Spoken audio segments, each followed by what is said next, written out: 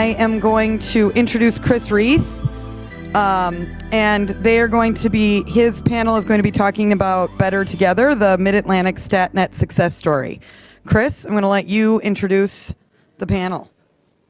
Thank you very much. And I have the time cards, so okay. I'll keep an eye.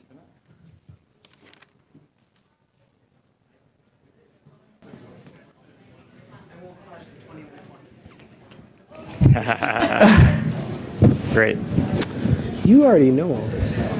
All right. So yeah, thanks everybody for joining us. I am really, really excited to be sitting on this panel with these esteemed gentlemen to my left.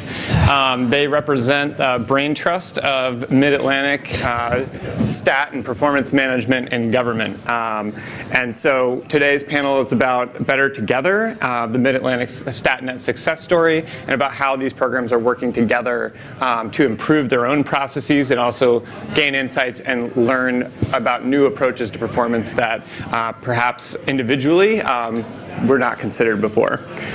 So I think we might not have our slides, so I'm just going to do a little quick introduction to the concepts that we're talking about today, and I'll paint a picture that hopefully will stand in for a PowerPoint slide deck.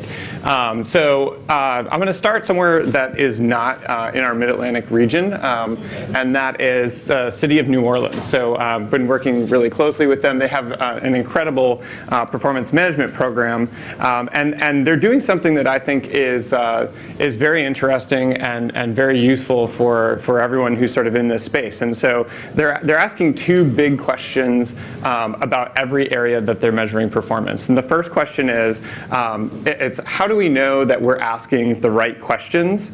And second question is that how can they measure their performance relative to their peers? So they have this program known as the Outcome Indicators Project. And so for every area of performance, whether that's public safety, public health, transportation, or environment and sustainability, they not only measure the areas of government that they have the most direct control over, their deliverables, the services that they deliver, how effective those services are, but they also sort of headline each of those areas with this external sort of third-party validator concept. So if that's in the area of public safety, they're looking at UCR, FBI crime data. If that's in jobs and the economy, they're looking at the BLS, the Census Bureau, and answering questions like, how has our population grown and changed and demographics changed over the course of the years? How has our unemployment rate changed and our employment changed from month to month, in addition to the types of services that they deliver that they believe will bring success in those areas. And so that's sort of the answer to the first question that New Orleans poses. The second question is, then they take a group of 10 cities that they consider benchmark cities. Those cities are sometimes geo-similar, so they're located in the south, or they might have similar demographics or similar demographic trends, levels of education, and they use those cities to say, okay, so we know that our employment is increasing, our unemployment rate has been dropping, but how has it been dropping relative to the cities that we consider our peers, right? So that's a more interesting question than just looking in isolation at just the changes in the unemployment rates and things like that. They want to know, are we outperforming or are we underperforming relative to those that are in a similar space than us? So then the sort of next layer, and I think this is what we're going to start to get towards on this panel, is an even more challenging question. And that's determining how do we even compare the data that we're collecting to our peers? So it's one thing to take sort of a federal government approach and say, how is BLS reporting our employment changes? But it's another approach to say, okay, so every city probably that is represented in this room probably has a 3-on-1 system or some type of public engagement process. And so they're answering a question of, what do we consider success in managing our service calls that our citizens are placing to us and constituents are placing? Is it how quickly we responded to their call with a live person on the phone, the number of rings, the number of seconds or minutes that they waited? Is it how quickly that call was turned into a work order to try to resolve a service request, like a street lamp being out? Or is it how quickly that work order was turned around and actually resolved the constituent their request satisfactorily.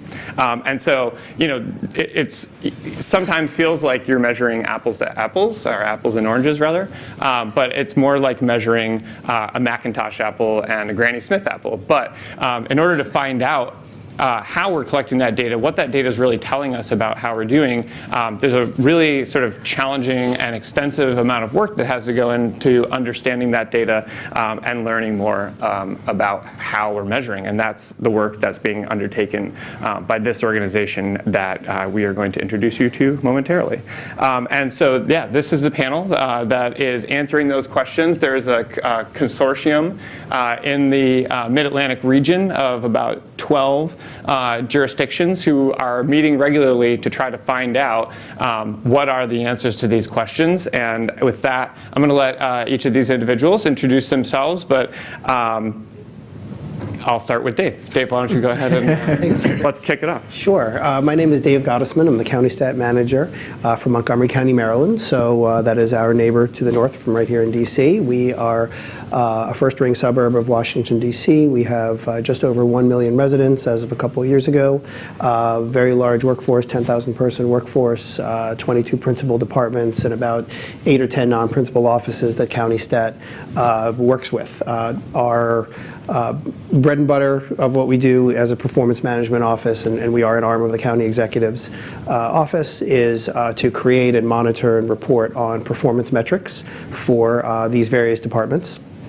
However, one of the interesting things that's happened to our office as we've evolved, because our office has actually been in existence since 2007, very much in the Baltimore City Stat, Maryland State Stat, Martin O'Malley-esque model of performance management. We have evolved over the last couple of years and are continue to evolve to do not just the performance management work, but also support all these departments with data analytics and other work that our very lean team of wonderfully gifted analysts offers that some departments don't have the capacity to do. So one of the things that I think we do exceptionally well in Montgomery County is balance the classic oversight role of a stat office with kind of acting like as an internal consultant, so to speak, where you have departments that have data that they want to free and liberate and analyze and act on. And we have the skills to do that at our office. So we'll work with departments to help map and analyze and do things with their data that they're not capable of doing. We administer surveys for them. We run focus groups for them. We have also found ourselves acting very much as a convener of different stakeholders. Montgomery County is, as I mentioned, a very large government, and sometimes it feels very decentralized and siloed off. And one of the great tasks that we get to tackle is where can we drive collaboration between these different silos. If we're one of those entities that can look across all the silos, if we see something working here, can we make it happen over here, and vice versa. So there are any number of initiatives that are priorities of the county, whether it's pedestrian safety or positive youth development, that you need to have different stakeholders to the table, and County Stat also offers a mechanism to bring those, and a forum to bring those different stakeholders around the same table to have more meaningful, data-driven, and richer discussions about these kinds of things. Good afternoon. I'm Ben Burge. I'm the County Stat Manager in Prince George's County, Maryland. Prince George's County, if you don't know, covers the northeast and northwest, northeast and southeast boundaries of Washington, D.C. So we're just right down the street. We also border Montgomery County. I've been County Stat Manager for a couple years. Before that, I spent a couple years as Deputy Budget Director for the county. A lot of what County Stat does is, and I won't repeat a lot of it, we do a lot of what Dave's office does. We do the performance management, which is all the data workload analysis for the agencies. We generally do that in the context of the operating budget, so the agencies are explaining their activities as a part of the justification for their budget. We really don't run and never really have run individual agency performance-based county stat sessions that way. So that's one part of what we do, the performance management. Another part is we do run what people generally recognize as a traditional stat session where an agency, usually more than one agency, comes in. We generally address problems rather than agencies, so that's always been our focus. So we, when we look at something like the distribution and impact of funds out of our economic development incentive program, we had to bring in 5 agencies. There was no one agency really responsible for that money going out. The application process and the funds going out run by several different agencies.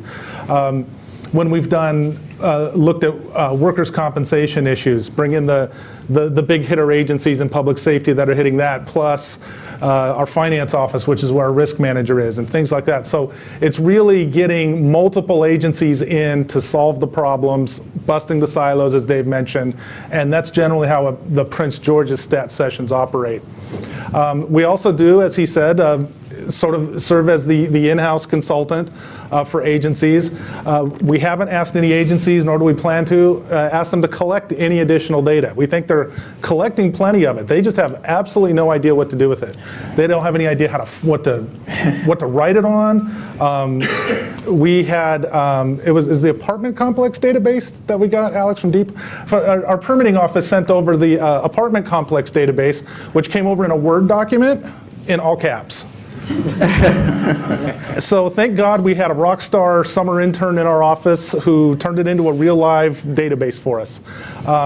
We also provided literally something that could have been a consulting service that a consultant could have been hired to do, working with our domestic violence task force, mapping where domestic violence cases are, mostly in the southern part of the county, more inside the Beltway, with where the domestic violence services are. Some inside the Beltway, some outside of the Beltway, in the northern part of the county. That's when we realized, hey, we might want to move the services closer to where the cases are. Pretty simple. But it's without the visuals to see how all these things are not being lined up, not a lot's being done to address that issue. So we've been able to step in and do things like that and help agencies who just frankly don't have the capacity. Anybody who's ever been around a budget will know the last person you're going to hire is someone to come in and analyze data. So fortunately, we're in-house, we can do it, and we're doing it as much as possible. So the third thing, or that was the third thing. The other thing we work on, which covers all those areas, is we have in Prince George's County, the Transforming Neighborhoods Initiative. This is the signature program of County Executive Rashawn Baker. It's based on the simple concept of wherever you have a problem, where you have an at-risk community, flood them with resources. So we identified 6 communities back in 2012 and have regular meetings with multiple agencies from the county, higher level people who actually have the ability to make some decisions and recommend resources be directed there. A lot of community partners, including the school system, community advocates, a lot of nonprofits, especially on the housing side of nonprofits, all kinds of community leaders, and working together to raise the baseline of those communities. County Stat's job is to go in and measure the key indicators that were identified when T&I was first set up and see how we're doing in those areas. And then we were recently tasked with, okay, let's blow it up and start over. If we were going to start from scratch, how would we identify what an at-risk community is? Where would we dedicate our resources? What resources? That type of thing. So we developed a great model using all kinds of data that gets geocoded, and so we can identify based on whatever variables our leadership team picks to say, well, if we want to focus on education variables or health variables or infrastructure variables, we can mix it and match it, and it will actually change the map, and we can actually produce a new map in a few minutes, really. So that's how we're helping the T&I effort, by identifying the at-risk communities and what services are needed in those communities to make them better. Well, hi, I'm Greg Useem. I'm the Chief Performance Officer for the City of Alexandria. Sorry, I'm a little under the weather. You know, as we've been talking about, all 3 of our offices are very similar in nature. We all function as a internal consulting group to our respective government, county or city government. We also, in the city of Alexandria, we also help with strategic planning, tracking measures, as well as helping departments solve important problems, and the city manager's office as well. We do run a regular STAT program, which is sitting down as a group, whether it's a department or a multifaceted group, to look at citywide outcomes, to talk about how do we, one, check in on our progress, two, analyze and solve those problems using data, and then three, follow up on the success or potentially challenges of moving that needle forward. I think what's interesting here as well is that Dave and Ben, they come from a little bit larger of jurisdictions, over 1 million people. Alexandria is just at about 150,000 people. We're just south and east of DC. We also border Washington. And we're also a city manager-run government, meaning that our council selects basically like a CAO, Chief Administrative Officer, to run the government. We are not a strong mayor form of government. So that's also a little bit different as well, as Dave and Ben are from sort of strong mayor forms of government with elected county executives. But getting back to Alexandria, a big part of all of our efforts in analyzing this data, working with departments to solve problems in the city manager's office, is we have noticed a significant barrier to accessing good data, reliable data, and also being able to share that publicly. So we are recently purchased Socrata to begin that process of having access to better information and better data moving forward. Great, thanks. So then I think the next thing on the agenda, I think it would be great to give people a little bit of historic perspective on the MidAtlantic StatNet, what it is, where it came from. And Dave, why don't you kick that off? The better together part. So that was us individually, and why are we better together? So a little bit of the history and the background. Prior coming to Montgomery County, and I've been there just shy of 3 years. 5 years before that, I ran TownStat, which is same thing, but for a town of North Hempstead in New York, which is in Nassau County, borders right on New York City. And coming back to Montgomery County was great because I'm a Montgomery County born and raised. So for me, it was coming home, which was a nice coincidence. But when I was doing the work up in New York, in that area, that particular town supervisor, which would be the equivalent of a county executive, he's the head elected official who created TownStat, he saw what was happening in Baltimore and other cities, and he said, I want to bring this out to the suburbs. So he created TownStat, and I had the opportunity to come in and stand it up and get it running. The frustration that I felt was that there wasn't anybody else in the neighborhood, so to speak, that I could call up and say, hey, how do you handle this issue? How are you measuring this? What technology are you using? How do you deal with this, difficult department head? Any of the kinds of things that we run into all the time in our work. Partially it was because there weren't a lot of municipalities doing that work. New York City, of course, was, but New York City operates just at a completely different plane, than any of the suburbs. So that was a little frustrating. And then almost by accident, I happened upon a group called New England StatNet, and this is a group, just like it sounds, that brings together municipalities in the 6 New England states. It's run out of the Collins Center at UMass Boston, and their mandate is basically to promote and build performance management departments and individuals within local governments. And they meet 4 times a year, and a big conference, and then they meet on sort of issue by issue a couple times throughout the year. So I called them up and I said, I know I'm in New York and I'm not in New England, but can I come and sit in on one of your conferences? And it was amazing. If you've never been to a summit like this and you're an open data person, and you might have the feeling right now that I felt sitting in a room full of stat people. And it was absolutely amazing to see the collective wisdom and the caliber of people that were there, and the speakers they brought in, and there was networking and there was best practice sharing, and it was amazing. And seeing that was really inspiring. So when I came down to Montgomery County, I said early on, this is something that really, it should exist here. Maybe it does already, I don't know about it, but if not, it really should, because there are clearly more governments doing it. So my boss was, go and do. So I reached out to initially to Greg, and no offense to Ben, but I didn't know about Ben then. But our counterpart in Fairfax County, a gentleman named Bill Yake, and it turns out that there had been a few meetings in prior years on this very topic, but they had sort of, for one reason or another, just kind of fallen off. So we revived it and we expanded it, and as these guys will go into more detail, it's been, I think, very, very successful. We meet twice a year. We have I think it's our sixth meeting, I think, coming up in December. We've had jurisdictions from as far north as Chester County, Pennsylvania, as far south as Virginia Beach and Virginia and Richmond, Virginia, and multiple jurisdictions in between. We get about 45, 50 people at each meeting, and just like the inspiration for it in New England, and if any of you are from New England, I suggest you find the Collins Center.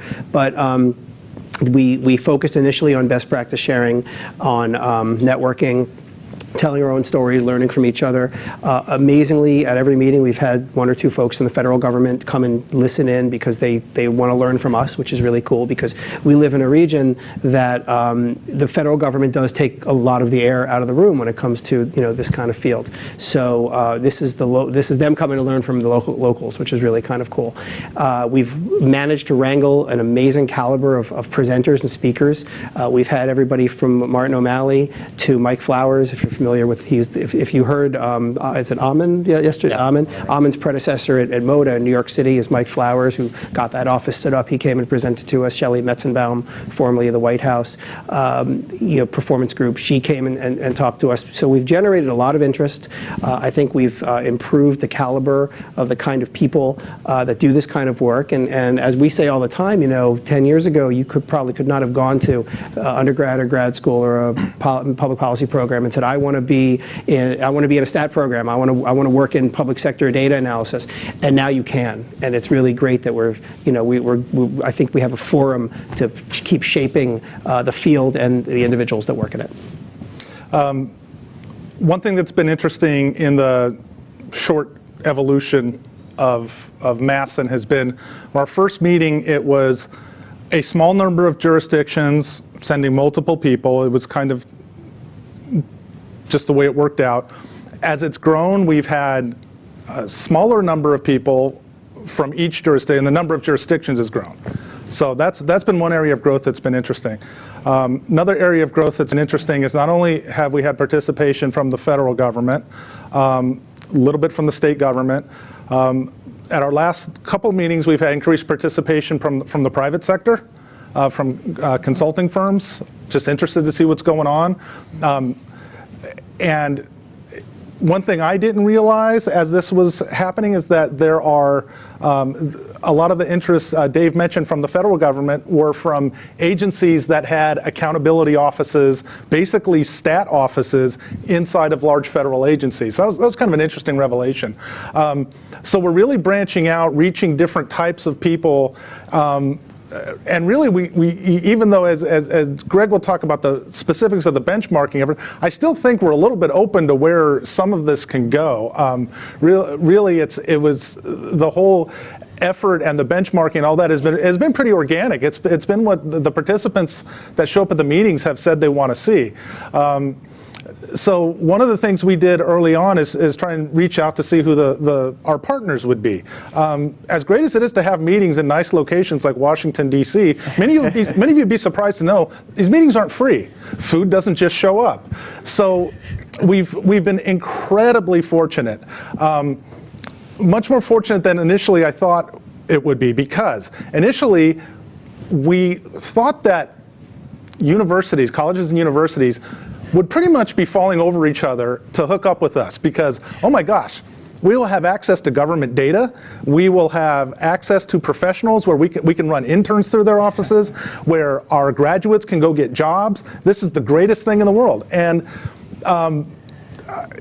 no one returned calls. The few that returned calls, they were generous enough to ask us for money. It was just the most bizarre. Now, I used to work. I spent 11 years working in higher education, and this I totally would not have predicted this.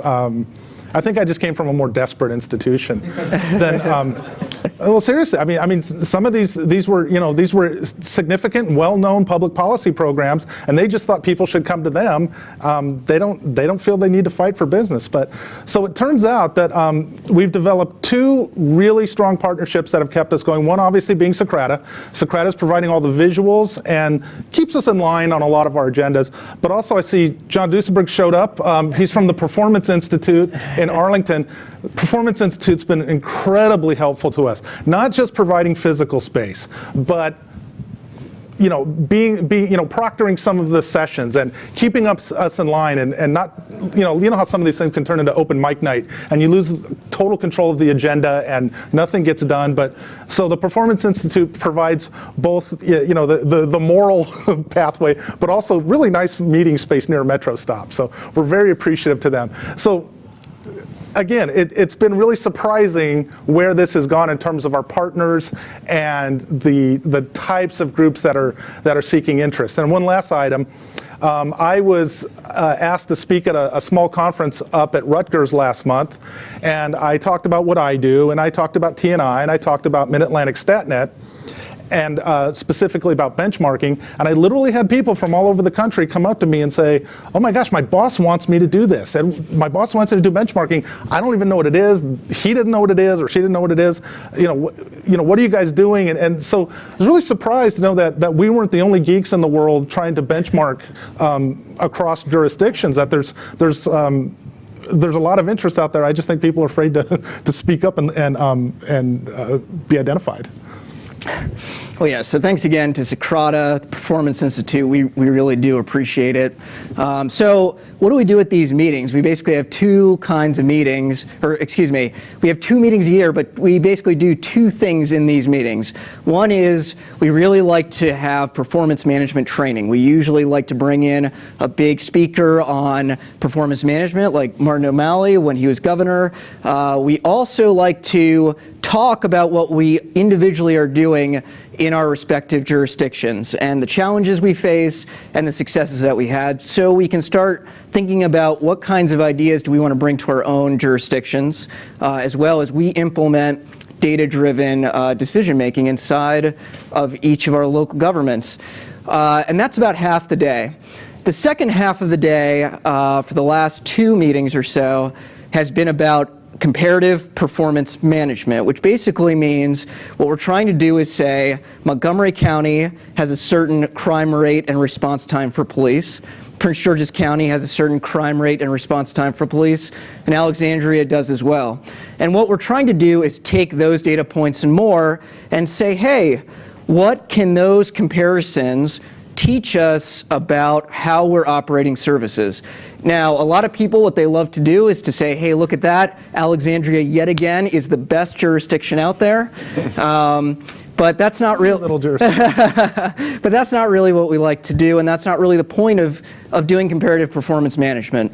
The point is to say, okay, we look at this data, we look at who is at what level of performance, and then we start having a nice conversation about what lessons can we learn from each other so that we can improve our performance. It's not that Alexandria is so great and and that's it, we sort of go home. It's, well, what can we learn from each other? Why is Prince George's numbers better than Alexandria's, and what can we gain from each other? And so when we have these meetings, we have these discussions, we also have the service delivery professionals in the room as well, so that they can have that conversation. Now, what a lot of people will tell you is the key to benchmarking is to iron out the apples to apples problem, meaning if we're going to measure something in Alexandria, we got to measure it precisely the same way in Prince George's, Montgomery, and other places. And you can make that argument in a lot of different ways. You can say the measure has to be specifically captured the exact same way each and every time in a very repeated method. And the other is we need to make sure we're operating the same way and/or we have similar demographics or other characteristics to make sure we're exactly similar.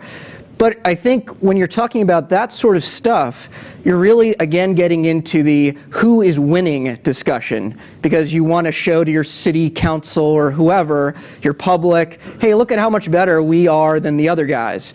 And again, that's not what we're after. Our data, right, for the moment, and I think at least for the foreseeable future, is not public. We've got it all internal. We like looking at it together. It's a safe space to talk about the data. And so because of that, we don't worry as much about that apples to apples comparison. We're really more interested in, it's okay that our data is a little off. Let's get it together. Let's put it in a presentation, and let's get people together to talk about it. And you know, that style is a little bit different than there's many benchmarking consortiums out there in the United States, both local, and there's a national one as well. And they have different methodologies and different ideas on how that should be. Our goal in our group is not worrying as much about that, because it takes a lot of time and energy. The three of us are the ones with fantastic support from Socrata Performance Institute doing all this work, so we also just don't have the time. And at the end of the day, you can get it as precise as you want, and there's still arguments there are still differences between $150,000 or 150,000 person Alexandria that is suburban urban and a little bit more rural suburban Prince George's County. It's just always going to exist. We just can't get around that. But we had a building inspection discussion a little while ago, and that was a great conversation, because what ended up happening was people were looking at Alexandria's numbers because a lot of the jurisdictions around here are starting to run out of rural space, starting to build more urban spaces. Alexandria and our next door neighbors, Arlington, were already there. So there's a lot of questions about, well, how are we inspecting these buildings that have both residential and commercial inside of them, and how are we able to do it so quickly? Our times to inspect a building and without error were much better than the rest of the region. And there's a lot of discussion about that, but what it ended up coming out from that was, well, you know what's interesting is Alexandria, we don't have specialty inspectors. So what we're doing is we're sending out a generalist, and if he or she has a question about something that's going on, they actually take out their phone or their iPad, and they get on Skype and back to some sort of senior person, say, hey, I've never seen this before, hey, I've got a question. And that's how we're able to do it faster and with less error. So that was something that everybody wrote down in the whole meeting, saying, wow, that's a great way and a great technique as we move forward. And that's what we're really trying to get at, is looking at the data and then saying, well, what are you doing that's so different than us that we can learn from? Not Alexandria is better than Montgomery or vice versa.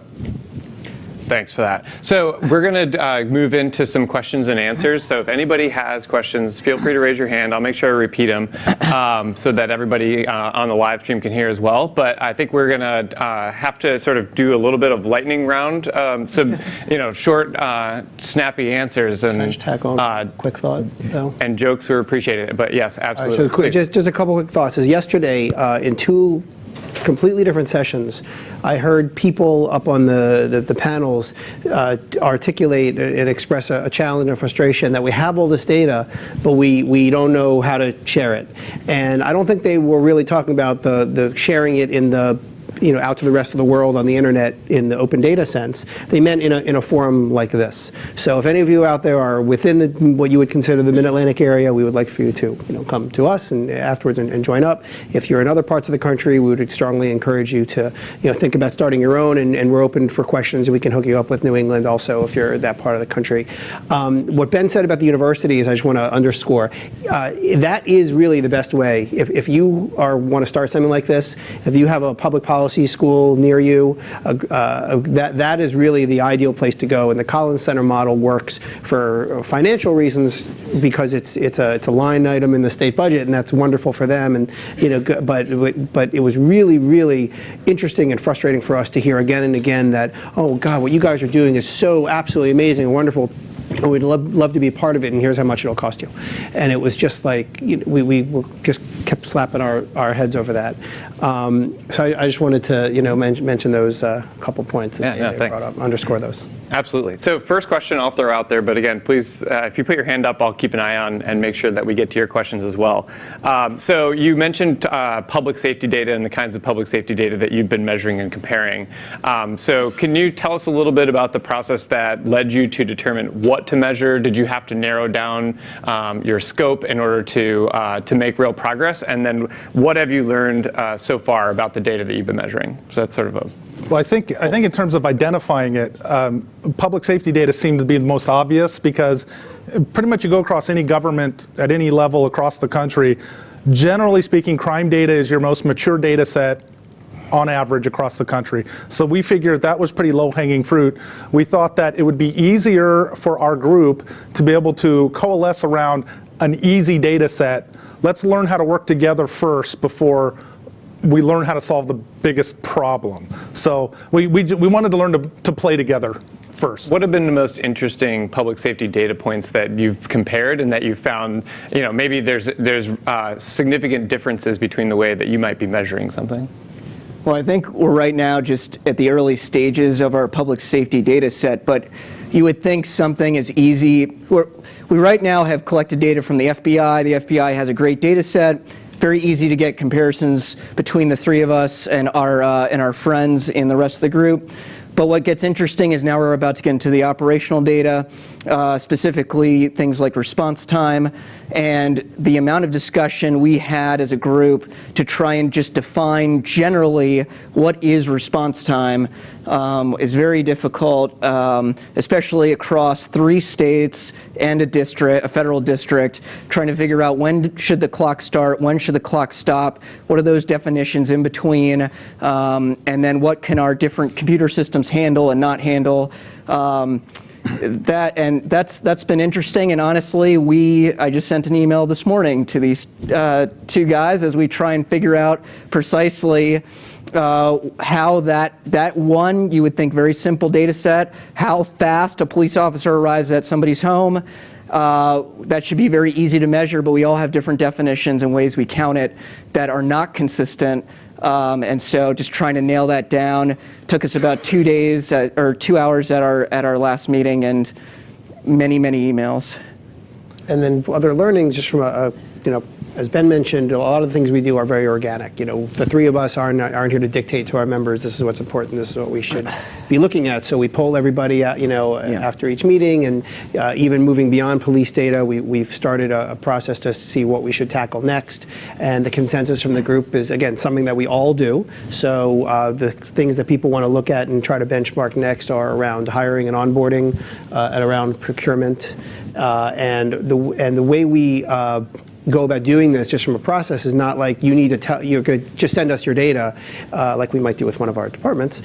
It's more, what do you actually collect on this? And then we get everybody's list of what they collect, and then we have to kind of see what overlaps. So the first step is seeing if we're even interested in the same thing, and then we have to see if the data that is perhaps comparable even exists, and then work from there to fine-tune it, as Greg was talking about, and seeing if we even have the same definitions on things. So it's labor intensive, but it's ultimately we think it's going to be rewarding. On the public safety data, there was one data set that actually caught my attention, which was case closure rates. Something I had not given any thought to in 4 years of putting county budgets together. So I saw the comparisons, and they weren't wildly off. There weren't huge disparities. So I went into Prince George's budget book, and I thought, what do we publish on this? I don't even know. I was a little embarrassed. It turns out we publish in the data we have in the budget book is homicide case closure rates. Well, homicides are in the double digits, and crime incidents are in the thousands. So why are we publishing such a when we're supposed to be evaluating the performance of an agency, and we're just taking this little sliver of activity. Granted, closing a homicide case is critically important, but it's not a reflection of an agency workload. So we're going back and just looking, not in terms of a benchmarking issue, but internally looking at, okay, well, what is the rate? Why are we not talking about this huge level of activity? And what are the goals you set around that? I mean, that's a question that I don't even know where you go with a reasonable goal for what you want your case closure rate to be. Well, so I think that's like a very interesting line of questioning. I know there's probably a lot of questions out there in the audience too that we haven't had a chance to get to, and we're running out of time. But I want to thank Ben, Greg, and Dave for joining us for this panel. All of us are going to be available right after this, so please come find us in the audience right outside the room, and we'd be happy to talk in more depth about these programs. So thank you very much for joining us today.